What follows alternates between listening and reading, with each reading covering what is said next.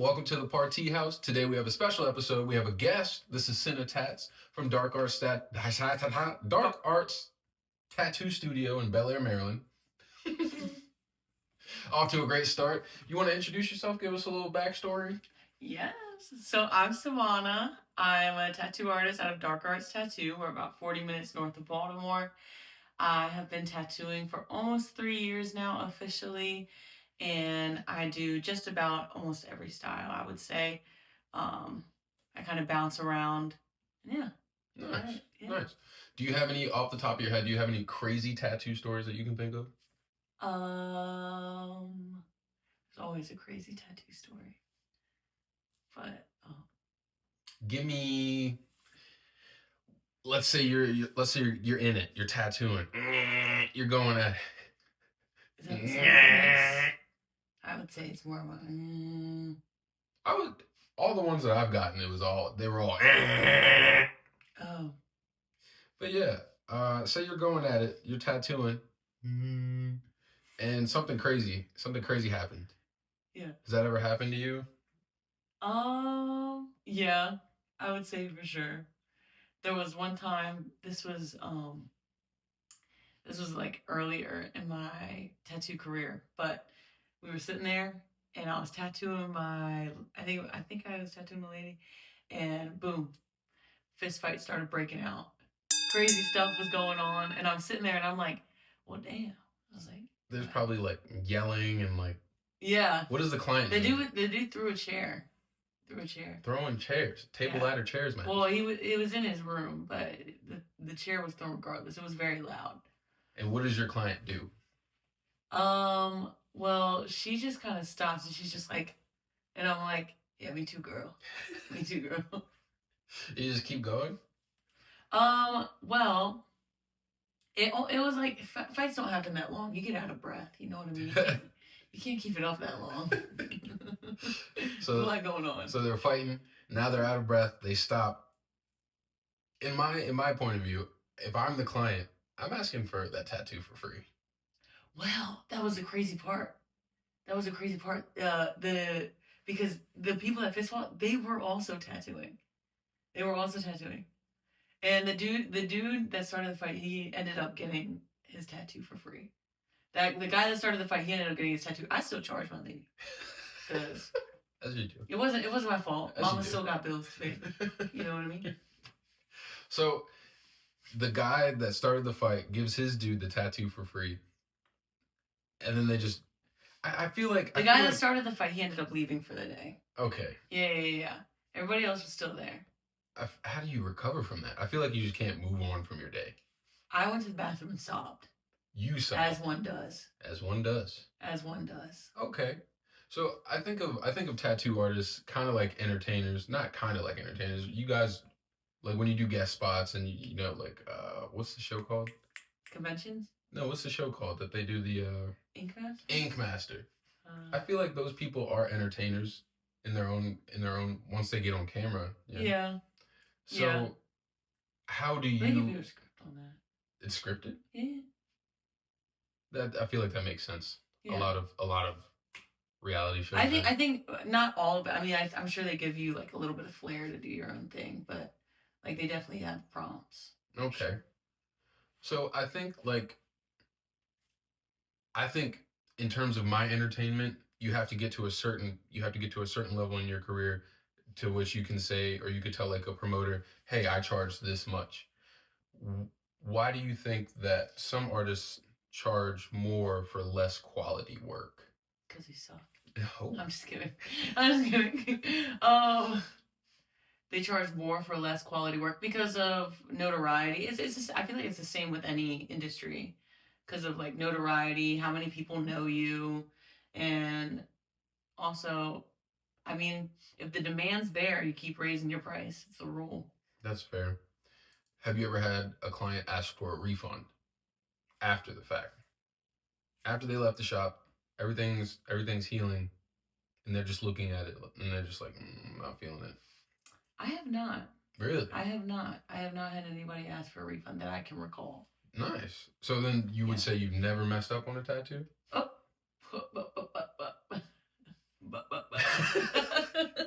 So you messed up on a tattoo. Tell us about the tattoo that you messed up on. I've had plenty of tattoos that I messed up on. I was an apprentice at one point. That's fair. Everybody but starts somewhere. You just charge accordingly. And half my apprenticeship was learning how to fix my mess ups. So I would mess ups, like for example, like line work. Okay. You have a squiggly line. So then you combat that by making it now a tapered line instead of just a regular line. So it gives it character. And it looks better and it looks cool. But at the end of the day, you did that to cover up your mess up. Makes sense. Yeah. Have you ever had any of your tattoos that you know of covered up? Yeah, I actually there was one, but it wasn't like a you mess this up, like can you cover it up kind of thing. It was he came in for Halloween one year, and it was his first tattoo, and he got this big screaming cat on his thigh. Like he was with all his friends, they were all just joking around and stuff. Were they under the influence? No. Okay. Well, they signed saying they weren't, so they weren't. It must be truth. But either way, he came back like a year and a half, 2 years later, and he was like, this isn't me. I want to get this covered up. And now he has a mountain scene, a tree. It's trees with the sky in the background. It was a picture that he had taken. Did you do it, or did another artist do it? No, I did it. Oh, nice. Yeah, I covered up my own tattoo. So, personally, I have one cover-up. Oh, we know. I'm just kidding. I'm just kidding. It's not obvious. But I have one cover-up. What do I look like going back into the same tattoo shop of the person that did the original armband? I don't know. I thought it was kind of respectable. Really? Yeah, I was like, that was really nice of you to just be like, it wasn't you. It was, I think in your case you didn't like the original tattoo. I outgrew it. It got too small, so I had to get something over it. Well, yeah, I would still consider I got that it when I was like 18. Respectable. People change their minds all the time. Because I got more work at that same shop years later, and the artist didn't recognize me, so I just kind of. He didn't recognize that he did anything on my arm, and I was 18. Well, that's kind of great. Or he did, and he just like kept his nose down. That's Maybe what I would do. Maybe he hates me. He might. Might have to think about that. You should bust up in there. So where you're at in your career right now, you're comfortable at your shop. You like where you're at. You like everybody you work with. It's a super nice environment. I see all the content that you make is super hilarious too. That's why Cinetats is on here, because I'm a personality hire. DEI. Anyway. Just kidding. So you're at a really good spot in your career right now. What's next? So right now in my career, I'm focusing on getting my name out there. So going to well-known shops. Cinetats. Yep. That's it. Going to well-known shops, going to new places, going to new conventions, and also upping my design game. So creating bigger, more detailed designs, stuff that like has a voice to it. Nice. Yeah. So also we touched on the content just ever so briefly. Is that just whenever you have like an idea, you just make a video? Absolutely. It's not like you're not like focused on, oh, what content am I going to make today at the shop? No. It just so happens I'll be bored and I'm scrolling through my phone and I'm like, that's funny. I'm going to save that. So people know you for your personality, like outside of the shop, even before they've seen your work. So are there a lot of your clients that are really there for your personality and then the tattoos? I would say sometimes.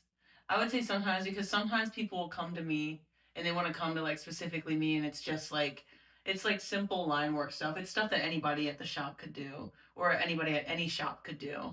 and they'll come to me because they recognize me. Because at the end of the day, you want to be comfortable. Getting a tattoo is a very like invasive, personal process. Yeah. So if you see somebody online that seems really personable, then it's like, you know what, I like you. I want to come to you. Literally, the lady that texted me tonight, she was like, I was getting tattooed by Michaela, and I saw you were near me, and I wanted to get tattooed by you. And I was like, okay. Nice. That's super cool.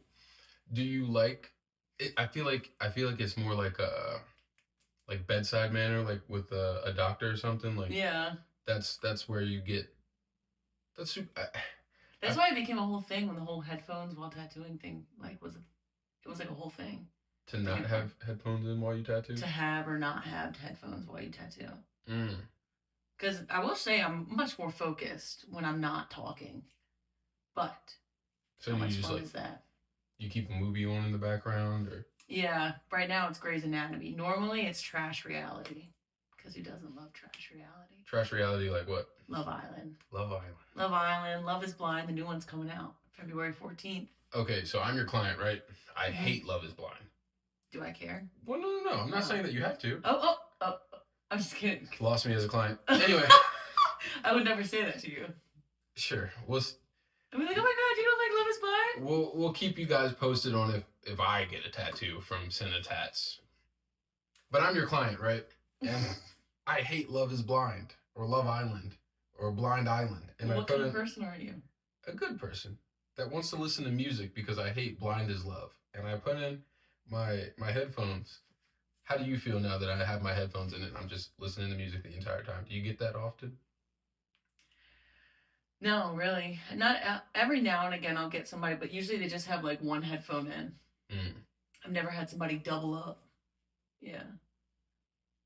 So the next video, I'm going to be listening to music the entire time, an 8-hour piece with Cinetats, a full back piece, not a single word. Make that 6 hours. Not a single 6 hours for a back piece?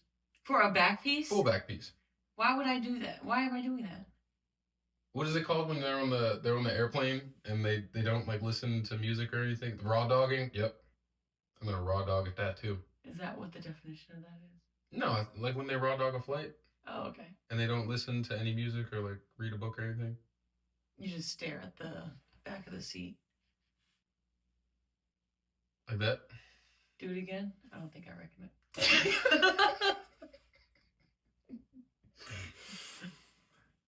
So, could you do that though? 8 hours straight? Not talking to the client, they're just listening to music? You're just watching Grey's Anatomy? I feel like my throat would get parched. Not talking? Yeah. Not doing anything. Your throat would get parched by not talking? I kind of feel like it. Get cotton mouth a little bit. Like, you know when you go to sleep and then you wake up and you're like, because you haven't opened up your mouth.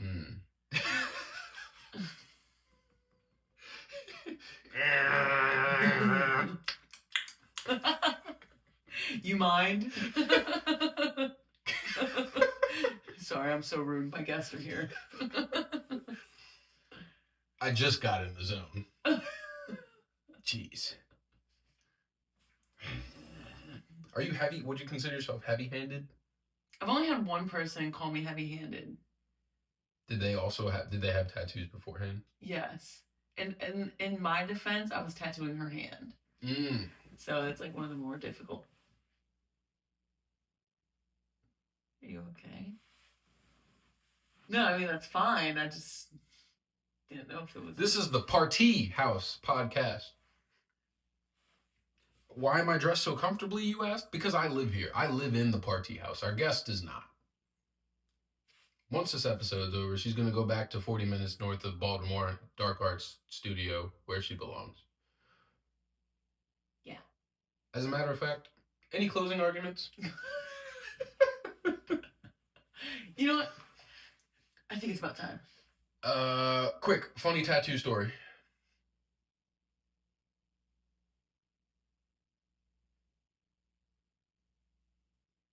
All right. I'll tell a funny tattoo story because I have many tattoos. Even though I'm not the guest, this is still the Party House and this is still the Party House podcast. This one time I was getting a tattoo in an undisclosed location. And the artist thought it behooved them to straddle me to get a better position on the tattoo. What do you think about that? Your artistic opinion. Well, I think it's highly inappropriate. I agree. I don't think I've ever had to straddle anybody for any tattoo. Yeah. Not once. Yeah. It was never necessary. Me. It has never behooved. You've no, never been behooved. It has never behooved me to straddle someone to tattoo them. I think it's inappropriate. Consent is sexy. See, at the time, right? I didn't really know. Like, how do you? Yeah, I mean, I understand as a client. Like, I probably wouldn't say anything. Please, ma'am. I'd just be like, you mind backing up a little bit? Yeah, and she had the needle in her hand, so the tattoo gun. You can't say that. Gun? No, you can't say that. What do you guys call it? What's the tattoo machine? Tattoo machine? It's a machine. Okay. We're not. That's verbiage. We're learning some lingo. Tattoo lingo. Yeah. Tattoo lingo. I bet you there's going to be some dust. Some gold dust. Tattoo lingo. Maybe if you stretch out the O a little bit. Tattoo lingo. I thought you were going to tattoo. Tattoo. Yeah. Lingo. Yeah. Dust.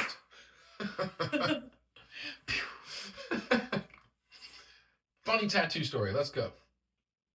Okay, we're back at this. Mm-hmm. Oh, okay. Well, there was one. I mean, it's funny. Like, it's not funny. Haha. It's like funny. Like, why would you do that? We'll let the comments judge. Oh, okay. But one time, it's always feet tattoos. It's always foot tattoos. Always, always. They always just. Are they a certain type of client too? No.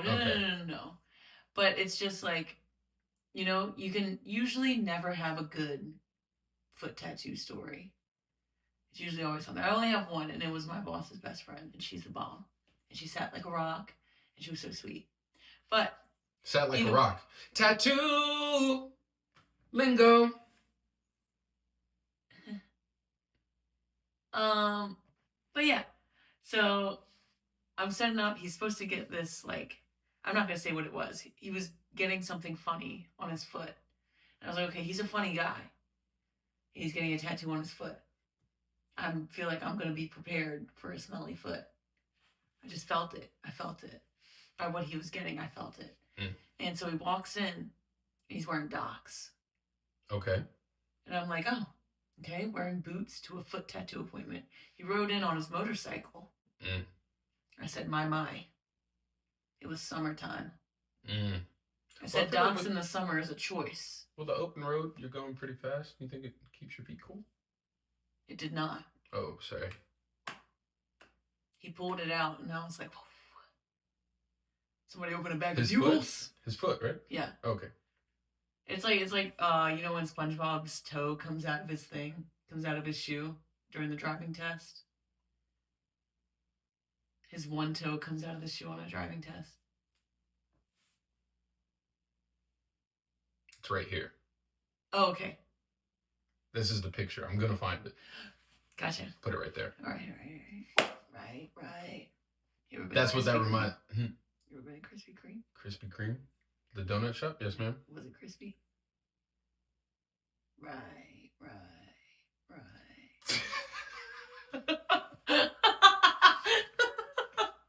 Either way. So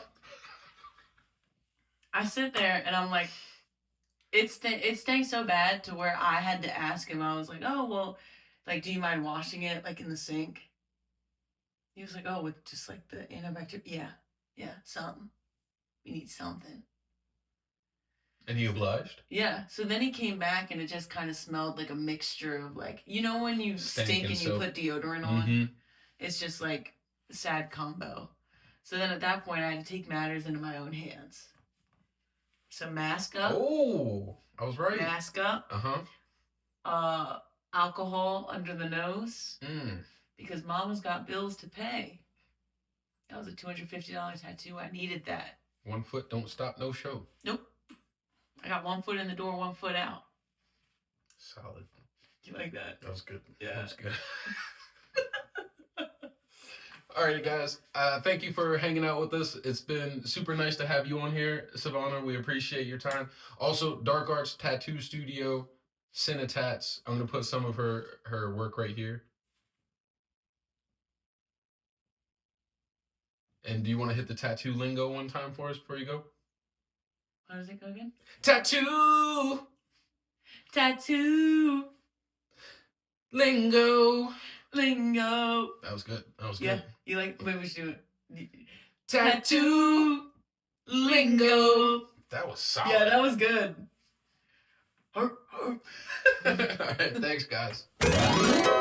Bye.